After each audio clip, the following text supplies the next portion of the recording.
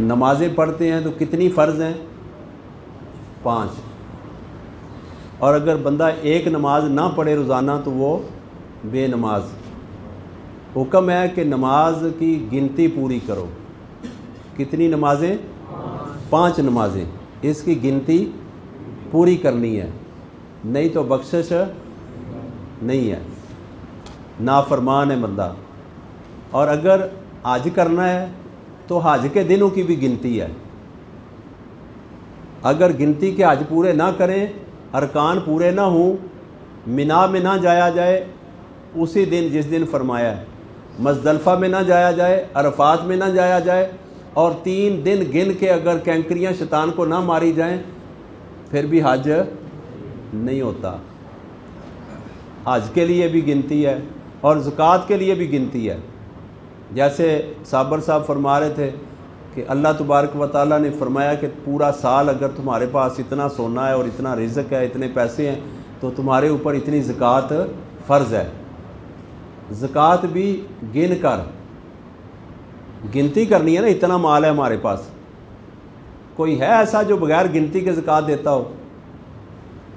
دنیا میں اللہ تعالیٰ نے جتنی بھی عبادتیں رکھی ہیں سب گن گن کے رکھی ہیں، گنتی کے ساتھ رکھی ہیں. روزے ہیں تو یہ بھی گنتی کے ساتھ ہیں. اللہ نے قرآن میں فرمایا کہ روزے کے دن، گنتی کے دن پورے کرو، یعنی 30 روزے پورے رکھو. بعض دفعہ اللہ کی قدرت ہے 29 کو چاند نظر آتا ہے لیکن روزے 30 ہی قبول ہوں گے، یہ اس کی شان ہے. تو میرے دماغ میں ایک بات آ رہی تھی جس میں ایک نقطہ ہے بڑا کمال کا، وہ آپ کو پیش کرنا ہے کہ اللہ تبارک و تعالیٰ نے ساری باتیں رکھی ہیں گن گن کے، گنتی میں، لیکن جب قیامت کے روز اس کے حضور پیش ہونا ہے تو گن کر واپس نہیں لینی، بلکہ وہاں کا فرمایا کہ وہاں میزان پہ جانا ہے، ترازو لگا، تول کے لینی ہے. اب اس میں بڑا ایک بریک نقطہ ہے، یا اللہ عبادتیں گن کے کرواتا ہے اور واپسی پہ تول کے لیتا ہے. گن کے واپس ہونی چاہیے نا، جو اصول ہمارے دماغ میں ناقص عقل میں آتا ہے کہ گن کے نمازیں واپس ہوں، گن کے روزے واپس ہوں. اللہ چاہے، اللہ فرمائے کہ میں نے 30 روزے رکھے فرض کیے تھے، آپ نے 20 رکھے ہیں، 10 کی آپ کو سزا ہوگی. لیکن یہ نہیں فرمایا عبادتیں ساری گنتی کے ساتھ، لیکن جب واپس لینی ہے تو کس طرح لینی ہے؟ تول کے. اور اگر تول کے نمازیں نہ ہوتی تو جو نمازیں زیادہ پڑھتے ہیں وہ تو پہلے جنت میں چلے گئے. نہیں سمجھے آپ؟ جو نمازیں زیادہ پڑھتے ہیں وہ، اور جو بہت زیادہ عبادت ریاضت کرتے ہیں وہ پہلے چلے جاتے ہیں. تول کے رکھنے کا کیا اس میں راز ہے جو میری سمجھ میں آیا؟ اس پہ اگر کوئی کفر کا فتویٰ لگائے تو لگاتا رہے. بلے شاہ رحمۃ اللہ علیہ نے ارشاد فرمایا، بلے تنو کوئی کافر آکھے تے کہو کئی جاؤ تو نچ کے یار منا لے. اللہ تبارک و تعالیٰ عبادتیں کروائے تو گنتی کے ساتھ، واپس لے تو ترازو کے اوپر تول کے. اور جو اس میں معرفت رکھی ہے وہ یہ ہے کہ جس کی عبادت میں، گنتی میں جتنی محبت مصطفیٰ زیادہ ہوگی اس کا اتنا ہی قیامت کے روز وزن زیادہ ہوگا.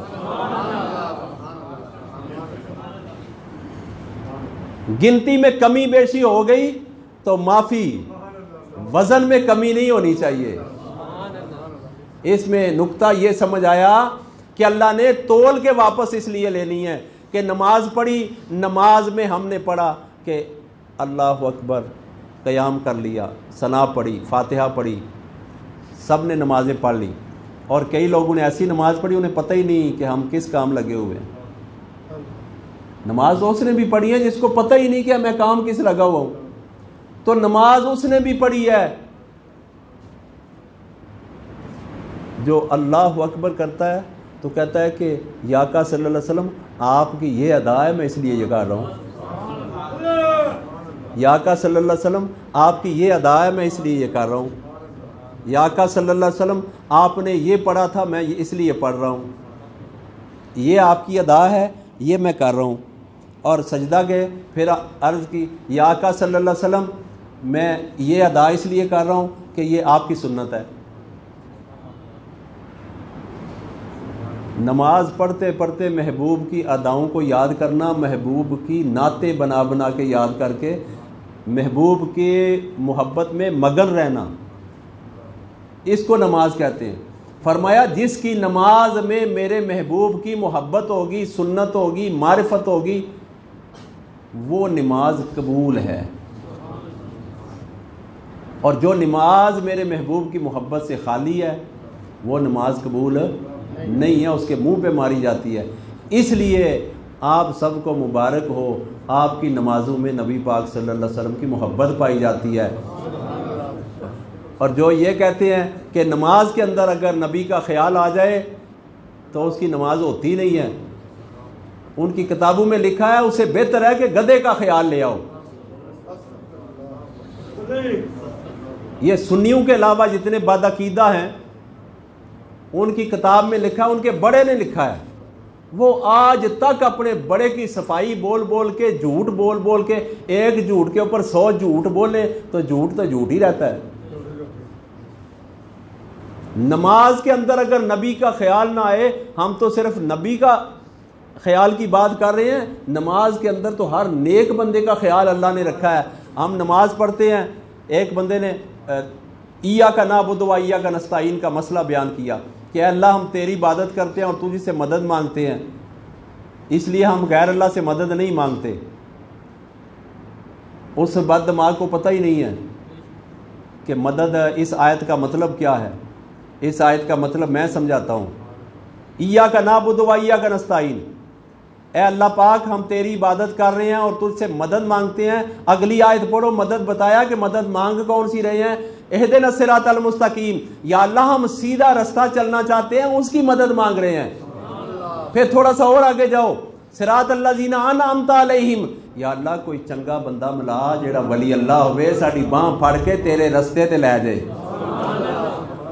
سانو اس رستے تے پا چھڑے جیڑا رستہ تیرا ہے اور سدھا ہے، اور سانو انعام یافتہ بندہ ملا دے۔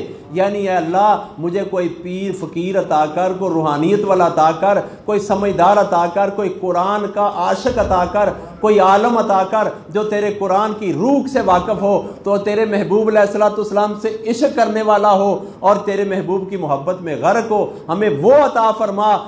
ہم تو یہ مدد مانگ رہے ہیں۔ ایاک نعبد و ایاک نستعین کی مدد کون سی ہے کہ یا اللہ کو سانو چنگا بندہ ملا سر، غیر المغضوب علیہم، یا اللہ اسی اگر ڈھونڈن نکلے تے کوئی غلط نہ لب جائے۔ ایاک نعبد و ایاک نستعین، یا اللہ مدد ہماری یہ کر۔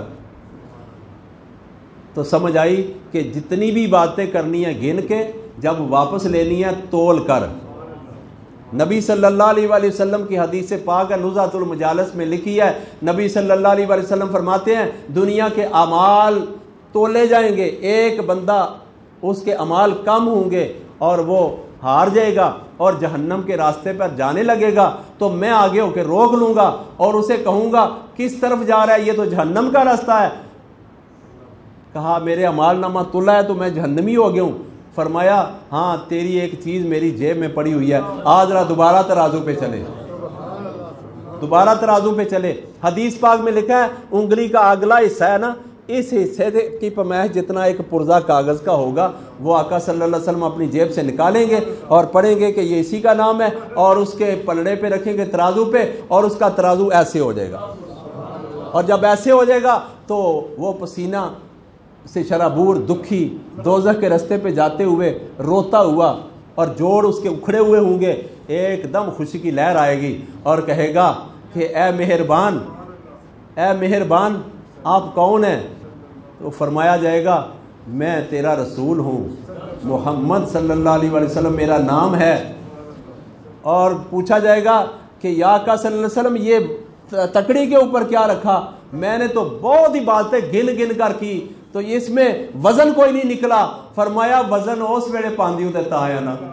نعرہ تکبیر، نعرہ رسالت، یا رسول اللہ، نعرہ حیدری۔ یا علی، وزن اس وقت اگر میری محبت کا ڈالتا تو پھر مزہ تھا نا، تو نمازیں سمجھ کے پڑھتا رہا، تیرا دھیان میری طرف تھا ہی نہیں، لیکن یہ جو پرزہ رکھا ہے نا، تو نے ایک دفعہ مجھ پہ زندگی میں درود پڑھا تھا، تجھے پتہ نہیں تھا کس پہ پڑھ رہا ہوں، مجھے پتہ تھا کون پڑھ رہا ہے، تجھے پتہ نہیں میں عمل کیا کر رہا ہوں، مجھے پتہ ہے کہ کون کر رہا ہے، میں نے وہ تیری امانت سنبھال کے رکھ لی اسی دن کے لیے۔ تو پتہ چلا وزن اگر عبادت میں بنانا ہے تو نبی کا خیال نمازوں میں بھی ہو، حج میں بھی ہو، زکوٰۃ میں بھی ہو، ہر عمل میں اگر نبی شامل ہوگا تو ہر عمل وزنی ہوگا۔ کہتے ہیں بات اس کی ہے تو اس کے اندر بڑا وزن ہے، اس کی بات میں بڑا وزن ہے، اور وزن والی عبادت وہ ہے جس میں آقا صلی اللہ علیہ وآلہ وسلم کی محبت پائی جائے، تو پھر وہاں جب تولا جائے گا عمل تو وہ وزنی نکلے گا، اس لیے کہ وزن ہے ہی سرکار کی محبت میں۔